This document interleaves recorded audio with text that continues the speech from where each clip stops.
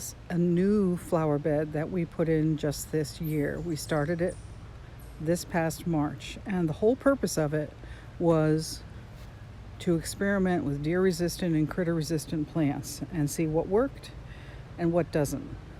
So we've planted it with things that we think have a chance of falling into that category. And I'm going to show you what has worked and what hasn't, and also give you some of the background so you can see how we created this bed.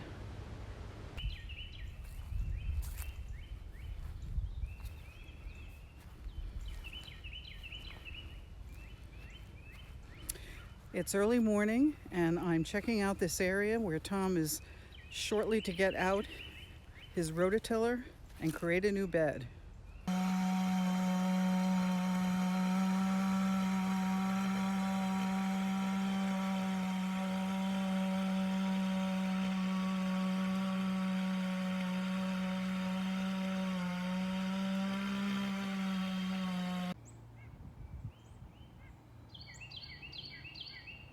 So the area for the new bed has been rototilled. There's still grass in it, but we're going to do some planting in here, and we're going to take care of the problem with the grass roots with some creative mulching.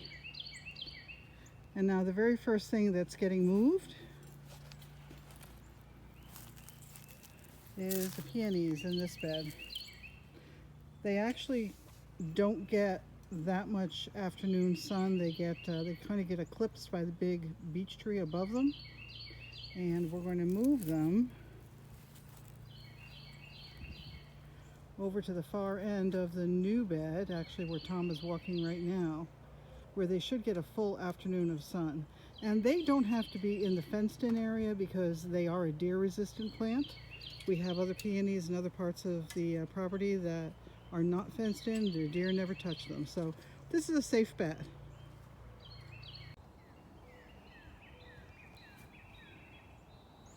Day 2 of the new bed project, and we've just marked out where we're going to put another pathway coming out perpendicular from the first one that we did yesterday.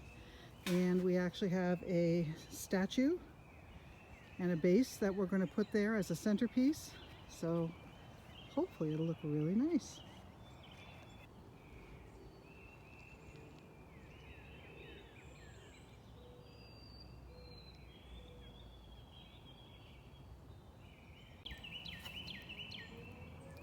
One of the things that I'm also doing today is trying to rake out all of the grass clods that I possibly can out of here. If this was a well-established lawn, we would have had to start last fall. Probably would have covered the whole area with leaf mulch to kill all the grass off before we started. But this lawn was not in good shape. The grass was not very deep, not well rooted, so that's why we decided we could handle it this way. And as Tom's starting to lay down the fabric for the new path. And of course, Gizmo has come to supervise and make sure that everything we did was right. Oh, that one must have been off because he pushed it over. Yeah, he just didn't like the way that one was standing. He said no, right Gizmo? Is it time for lunch? Crunchies? Gizmo ready for crunchies for lunch? Yeah? Okay, let's go.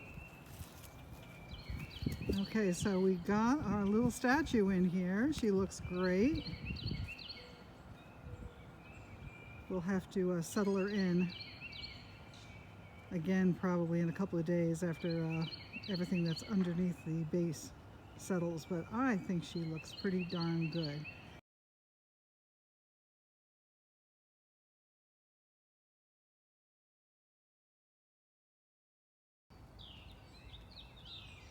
So today we went plant shopping and brought some fun things home for our new bed. We went to an independent garden center called Forest Hills, and we also did stop at Home Depot too, but this was one that I probably would have not bought in the past. I've never been a fan of barberry, partially because it tends to reseed all over the place.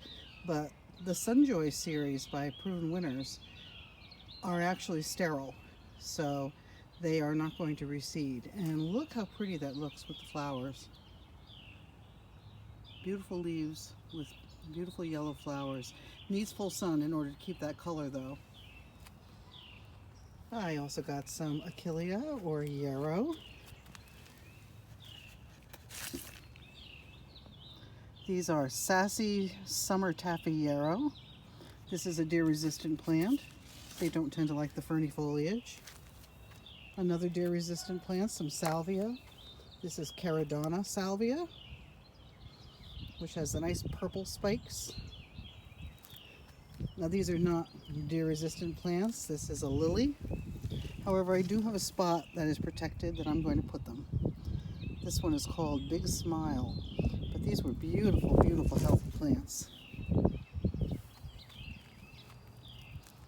Some nice lamb's ears. This is Helen von Stein, which is one that does not flower or flowers very rarely. And again, very fuzzy leaves so the deer don't touch them.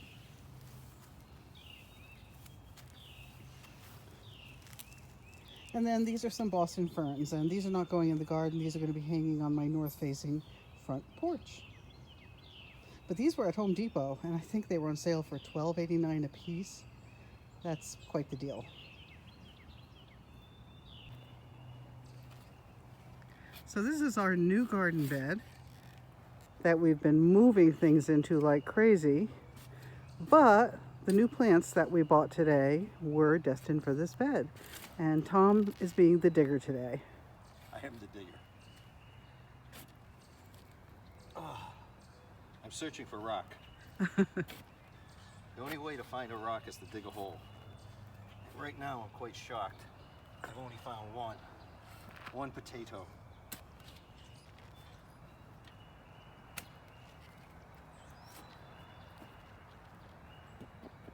So I may have mentioned it before, but this bed is probably about 35 by 20, and we are endeavoring to put things in it that are largely deer resistant so that we don't have to worry about using deer spray on everything all the time. And we've moved plants that are deer resistant from other beds into it. And right now, Tom is planting some Caradonna salvia. I'm lining up a punt.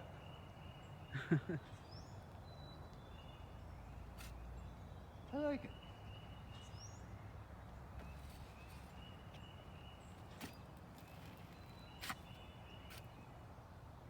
Okay. Now he's digging the holes for the Achillea, the yarrow. And we usually recommend planting perennials in odd numbers. However, you see that's not really what we're doing here. Sometimes just putting plants in as accent plants individually works just as well. In this case, the salvia and the yarrow are flanking either side of this path. And we're going to put the Sunjoy barberry in the middle. Very nice. And then of course, we have our Coast of Maine planting mix and our biotone to help improve the soil, right? Absolutely. Absolutely. Hole number 4. Uh-oh. Yay, you found one. Yeah, and you notice it's shaking all the way out there. Oh, look. Well, it'll make digging a hole easy.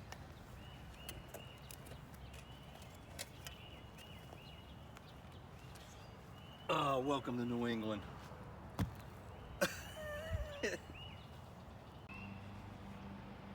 Okay, so we managed to get 5 plants in the ground here.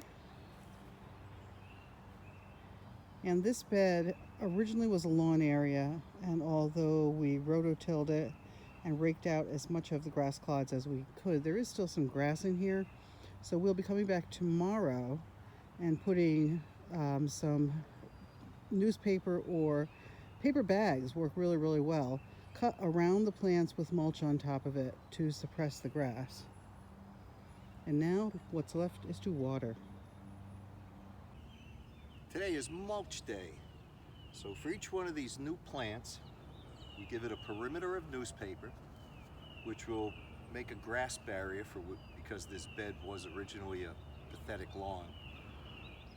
We don't want that to come through. Also, it will deteriorate so fast after the grass underneath it's dead. So by next year, the year after. So if these plants want to spread, they're going to have no trouble with that. If we want to plant bulbs in this area, we'll pop through that like there's nothing there. That's a lot different than if you put landscape fabric down. You put landscape fabric down and you ever want to do anything, you will regret it because it has its place. The walkway has landscape fabric, not here around the plants. Just a simple, I use 2 sheets of newspaper or a single sheet of a paper bag from the grocery store. Now that's good recycling. So today is the last step in preparing this brand new garden bed and finishing it off, and that is edging. Step on it and lift. Step on it and lift. Now the next thing is to go across. So I'll go every, I don't know, 6-7 inches across. This part is easy. And now I'll take the hoe and I can pull out these clumps. And you see they come right out.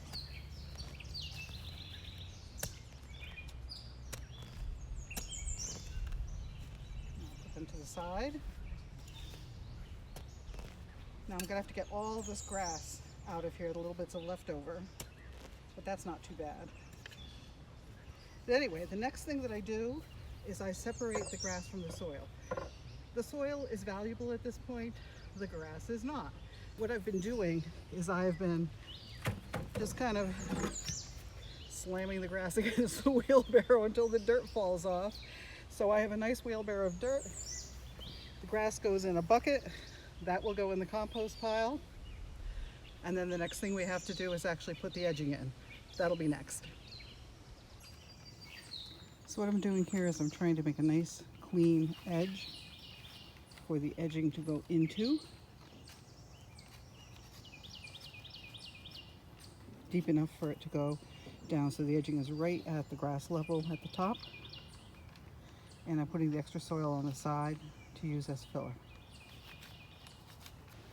Okay, so I managed to dig the trench, and now Tom is getting the contractor's edging in there.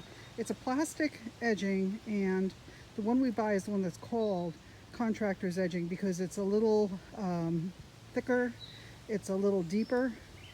We've used it for years and it works very well. It's also very flexible, so if you're going around a curve, which is what we're doing here, it's kind of the ideal product. Any comments, Tom? No, but we've got hundreds and hundreds of feet of this stuff all around the yard. Some of it's been here 30 years and it's still working the way it was intended. We've never had a problem with it. It's got a little lip on it down here, so that helps prevent it from wanting to jump out of the ground. So we've had just great success. The grass doesn't grow this way and the plants don't grow that way. But this is the hard part, having to get down on your hands and knees and do this part. Oh, but I'm used to groveling.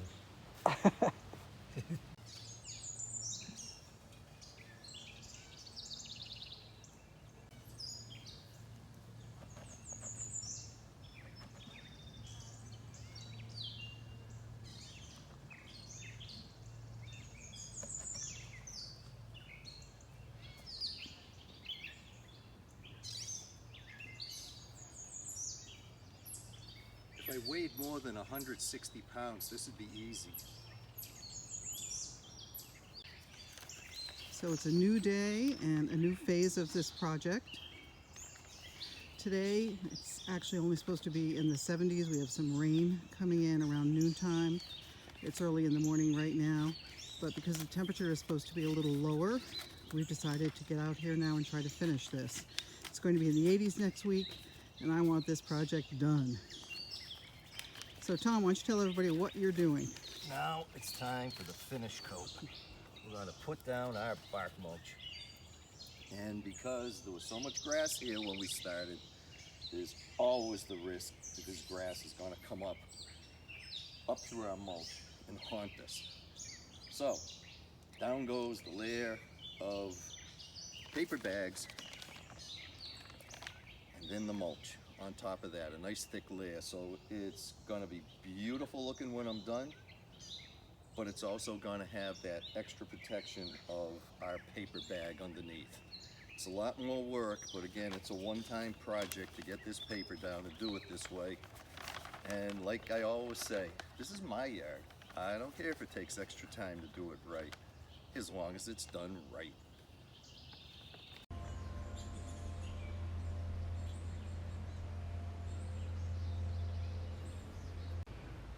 Now the Stachys or lamb's ear, and this is Helen von Stein, are an absolute success story. Nothing touches these.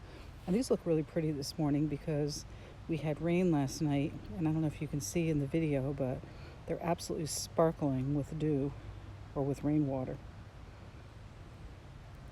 Behind them you can see some iris. These are bearded iris. We have several patches of these, and you know what? These do okay. The deer do nibble on them early on in the season, but they never seem to touch the iris flowers themselves. We've also found that any of the salvias are pretty safe. Nothing really touches those. But the yarrow or achillea is a little different story. So this one is, I think, Sassy Taffy, and it got eaten quite badly after we first put it in. Since then, I put a little fence around it, I spray it with deer spray, and it's holding up just fine, but it was a little disappointing.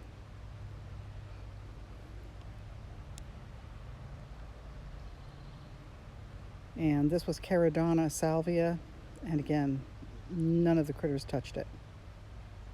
Here is a Pugster Blue Buddleia, a lovely plant. Now we've had mixed results with Buddleia. Some of them have gotten eaten. They've gotten browsed. This one, the Pugsters, seem to be left alone. There are 3 of them in this bed, and they don't seem to be anybody's favorite meal. Some variegated iris behind it. And then this is a barberry, and I am not someone who is fond of barberry. This one, though, is Sunjoy Toto, and this is supposed to be a sterile variety, so I don't have to worry about barberry coming up all over the place. So I decided to try it.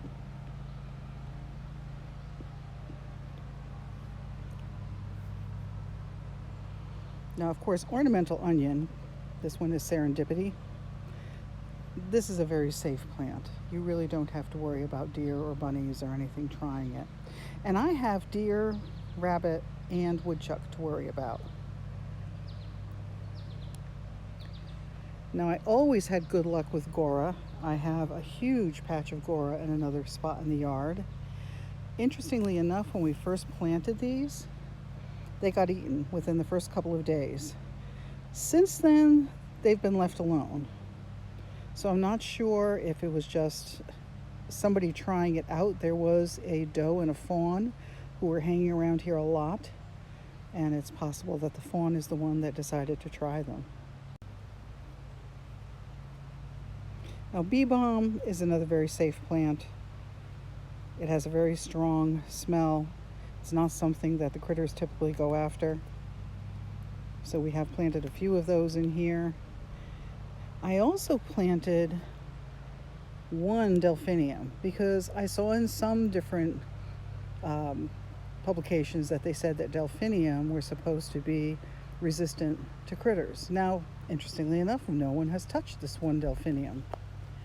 You can see next to it, though, the stumps of what was Centaurea montana, mountain bluet, and that's the bunnies that have been going after those. Now, this little trio here has worked out really well. We have an anise hyssop our Agastache here. This one is Purple Haze, and it got nibbled the first night it was in and has not been touched since, which makes me think it might have been the fawn. I also here have very good luck with Shasta Daisy. I don't really have problems with critter eating those. And then here is another Agastache. Very, very pretty color here. And this one also has not been touched. I think I mentioned in my video about the moai bed that we transplanted 10 peonies, and here's some of them. This is the bed that we transplanted them in. Peonies are a deer resistant and apparently rabbit resistant kind of plant. And next to it is something that we planted recently, and this is a type of Caryopteris, and it is a variegated one. I think it's got great leaf color, and of course it's going to have the blue Caryopteris flowers late in the summer. And since we put it in, I have not sprayed it with deer spray, and it has remained untouched. Now, I knew that the autumn joy sedum was going to get eaten. They always do. But usually it's early in the season when the new growth is coming up, and then the deer usually leave them alone after that. Not so in this bed this year. And you can see where the tops have been taken off, so I'm not quite sure what to think of that. Rose campion, and those have not been touched either. And then a little more Gora. And then you can see there's a little fence around these Roseanne geraniums. These got eaten too.